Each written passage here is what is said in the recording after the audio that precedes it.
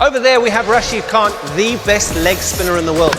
Today we're going to find out how he does it and why he's so good. The end product is amazing, but I want to go back to the start. How do you hold the cricket ball? Yeah, I think, since the beginning when I started playing cricket with brothers at home, for me it was very hard to get them out with the slow leg spin.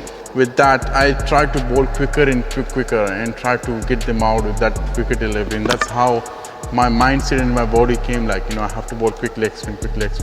But me myself, teaching myself, watching my own videos and thinking about, 2015-16, I'm a different bowler. And if you see But what were you like in 2015 and what's the difference? It's how you grip the ball, right? Wasn't a leg spinner, but I know that having chatted to Warnie, Warnie was very much the leg spinner out of this finger and then the googly out the back of his hand. So how do you do it? When I was bowling at that time in 2015-16, I used to hold the ball like this. Why? That's how I started bowling leg spin, and I was bowling like this.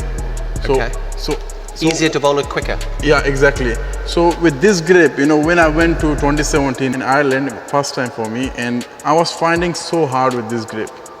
I was smashed in the first game. And next practice when I went, I just changed my grip from here to here. I bring my grip here and hold the ball at the top of the fingers. And I bowled few deliveries, I got extra bounce and I got spin more than compared to this spin. And that's how I tried to, hold the ball like this. In the next game, I got 4 wickets for 40 runs of 10 overs. So that's how I started. With other leg spinners, they mostly use their wrist. And for me, it's different. I don't use my wrist. I just bowl leg spin from here, top of the fingers. You're bowling from a very similar release point all the time. Yeah, all the time. Even this is for my leg spin. And when I'm bowling the wrong one, I just come like this. I bring my this finger closer to this. It's a long one. Can you just take me back to 2015-16? Bowl one delivery the way you started. I just want to see if I can see if there's a difference. I used to be coming from very wider and I was holding like this and my hands were like this, moving. So when I was coming... Pretty good. But at that time, I was coming from here and I was not consistent. I was good, but consistency was not there. Out of 10, I was like 50-50. Oh, wow. And when I changed my run-up, I came a bit straighter, not from the wider, straighter. And with that, I got more consistency. So was it more your grip or your run-up that changed? It's both. With the grip, I have to change my run-up as well. Because with that grip, I was not able to come from here. Why? With this hand, I was not able to finish well. With coming my hands are there in here. So with the straighter one, I have to come straighter. And my hand is here. So when I'm coming, it just comes like this. That's it. And with the other one, my hands are like this. If you see my videos, my hands are like this. Right.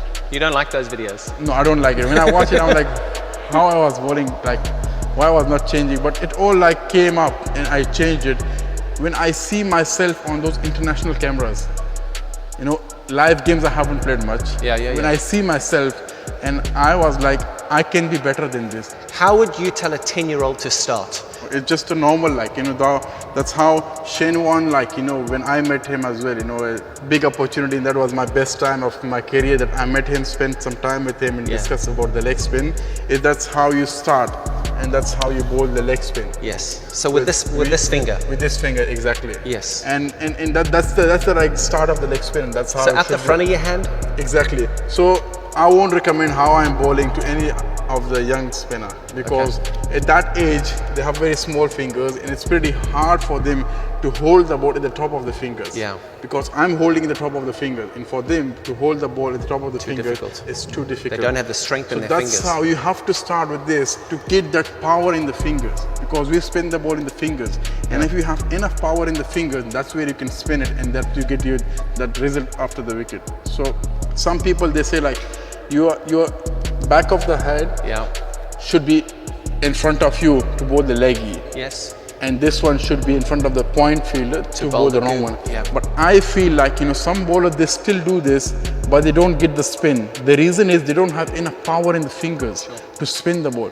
For me, the most important thing for a young kid is first to have that control over the ball to spin it in the fingers first.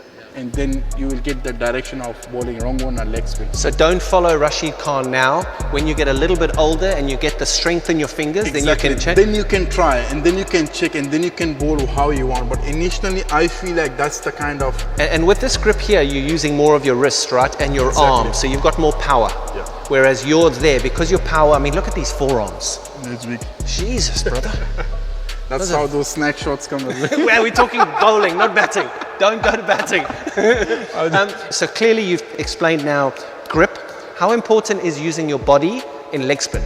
Well, it's quite important, like especially for the leg spinner, to use your whole body, and that's where you get the rhythm and you hit the right area consistently. Okay. And I feel like it's all the part of you bowling in the right area. It's the beginning in how you keep that consistency. From there to here, this consistency is so important to pitch the ball in the right area. Yeah. And that is for me as well is quite important.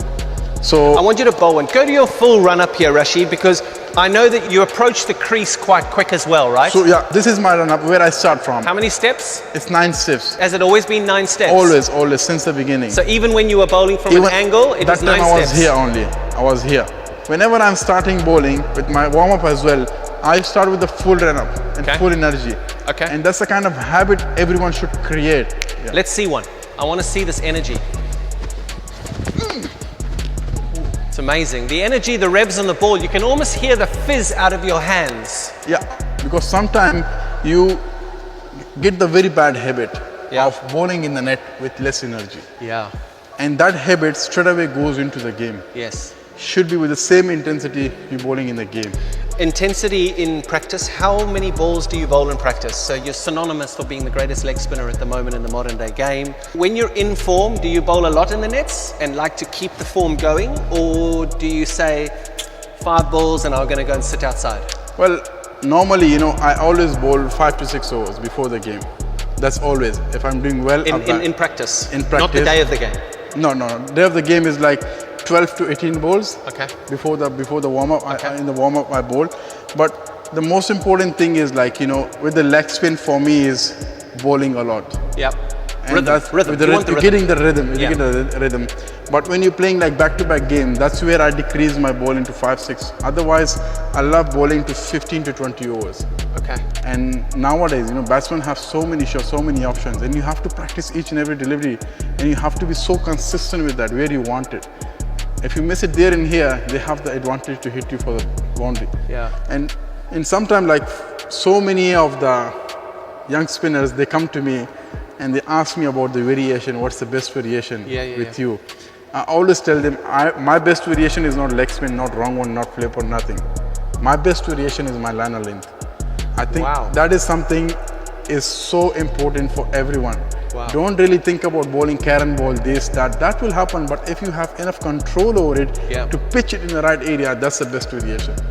So when you were saying that back in 2015, 16, and you're running from an angle and you were 50-50 and that, where do you think you are now running from straight? Because you are very consistent, very, very consistent. Where do you think you are now?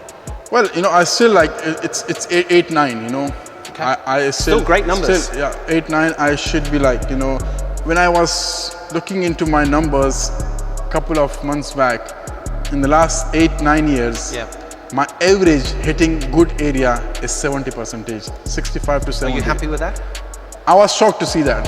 I was expecting it better? I was expecting it like it's going to be 85 to 90. Wow. But it's 65 to 70. Okay. And it's still that effective. You're getting 600 plus wickets. Of course. So, but I think that from a batter's perspective, if you're hitting the same lines and you're hitting the same lengths, you think about me. So if I'm facing you and I know Rashid is going to be facing and bowling it over there, then I think it's easier for me. So if you vary your distances, if you vary your lengths, you pitch it over there and then I'm looking and I'm going, wow, he's not bringing it up. And then you toss one up and you're like, oh, why didn't I go after that? Or even if I get one, it makes it a little bit easier for me. So I actually don't think that if you're consistent there all the time, it benefits you. Well, at some point it does, because if someone is not reading you, that's the best. That's the difference. If someone is reading you, then it becomes a problem. That's because then it becomes easier. He knows the ball is coming into me, it's going away, that's easy for me. But when you're not reading, I feel like that's the kind of length you should be bowling. And it's amazing that you say that, because it's exactly the answer that I wanted you to give, because you have that variation. Yeah, I think if you have variation and you're mixing it up and the batsman doesn't know which way it goes, but if it's fuller and wider, if you bowl wrong one, leg spin or whatever, he's going to go harder and hit you straight for 6. Because if it's outside of the stump, it's a kind of free hit nowadays. Nowadays you don't get those wickets where it spin from there to here. So if anything here, wrong one leg spin, he knows it's not coming there and here, it's going to only come here to me, and he hits it for a boundary. So you have a very less margin to miss your line and length. So you have to be very accurate. Every ball should be hitting the stump. Yeah, wicket to wicket is a big thing. The great Shane Warne used to talk about really spinning the ball a lot. Are you a big believer in spinning the ball a lot, or are you still just, I have my variations, I'll hit my line and my length, and good luck? Well, you hardly get that spin nowadays. It's pretty hard. But what you want is that this much margin, you miss the bat, or this part of the bat, this edge of the bat, you hit, and it goes to the fielder, you know, and that's what you want. You don't want like he goes after you in a big spin and you missed it. It makes no sense. For me, it's like spinning this much is more effective than spinning this much. So with that big spin, you only beat the batter. But the smaller one gives you wicket, and it caught behind and slips. So that's why I like it more when it spins less. And then you bring the accuracy. And that's where you start playing, like, you know, with the batter. Okay, I'm gonna bowl leg spin, straighter one and wrong one. So I think, you know, for me, that's just a little bit of spin. That's what I want. That's what I want. That's what I don't want, like big spin. That's what I want, to beat the edge of outer edge. You must like just occasionally to have a big leg spin, surely. Just occasionally. Give it to me. Just occasionally. I do. I used to be like, you know, I still try my best in the net, you know, to bowl slow leg spin. And, I spoken about this with Warnie as well, you know, long way back. I remember. So he said to me, this, with your run up and everything, when I reach to my crease, there I stop for that slow one. And it becomes hard, and batsman knows he's stopped it, he's going to bowl slow one. So I'm trying to bowl in a quicker run up, the slow leggy, still to bring that to the game, but we're not playing much test matches. So if I get an opportunity to play more test matches, that's where I can improve my that skill as well, and then bring it to the shorter format. The Switch is brought to you by Gilbert's News, and they are giving you a chance to win. This ball can be yours, signed by a leg spinning hero, Rashid Khan. Oh, he's got him. All you need to do is subscribe to the channel and drop a comment below. Keep your eyes on our social channels for the winner. Good luck. So we've got the grip, we've talked about the body. I just want to briefly touch on setting a batter up and how you think about a batter. So what are you thinking when Virat Kohli walks? I mean, I think he's the greatest player that we've seen in a very, very long time. I may be biased because he's a friend of mine, but I've never bowled to him. What are you thinking when Virat, RCB, he's walking out to bat? Is it, I'm going to get him out, or I'm going to get him to the other side? Because leg spinners have had good success against Virat. Yeah, I think any loose ball, he's not going to hit it over the leg stump for 6. He's going to hit it straight into the gap, either to a boundary. And that's hurting me more than you hit a 6. Really? Yeah. He's a kind of batsman, he's going to smash it like this and straight into the cover in mid-off. It goes for boundary. And that's hurting me more than someone goes slog. Why? Because that's a high-risk shot. So you think there's less chance of taking a wicket? It means like he's full of confidence, he's full of control over you. And that's where it start hurting. And he's the kind of batsman, he always does this. He tries to play it there. So for him, when he walks in, I don't really think about, you know, variations. The only thing I have in the mind is to hit the right area. If I'm hitting it here, he will respect my each and every delivery. But if I bowl any bad ball, he's the one who's going to smash it in the gap. Either it's going to be boundary or 6 run. He's going to smash it. So that's where, you know, it makes it more interesting for me. And I love always those kind of challenges. You love the challenge. I love the challenges. That's it. He's the kind of batsman, he will not play a close eye shot. And I shouldn't give a lollipop like easy balls to him where he can find it easier. I'm going to bowl the best deliveries, and he has to play a best shot over that. What do you find hard about bowling spin? Well, one thing I find hard, super hard for any spinner, you don't get the kind of support you want from the wicket. And then you see the boundaries, and the boundaries smaller as well. I think that's something which hurting any spinner. because straight away you come into the defensive mood. Yep. And the mood which you are not used to with it. Yep. And you have to attack. Yep. But the condition doesn't allow you to attack. But nowadays, whenever we have seen there is a bit of spin in the wicket, you smile. I can see your eyes when I'm talking on commentary. Yeah. I can see your eyes. I want to bowl. I want to bowl. I want to bowl. I feel like that's the kind of competition should be there. Yeah. If it's easier and a small boundary, I don't see any option with the bowler. Like that's something which hurts me a lot, that you don't get support, and then you're defending. The opposition is scoring. You've got hundreds of wickets in the shortest form of the game. I think you do okay. I think you do absolutely brilliantly. Thank you so much.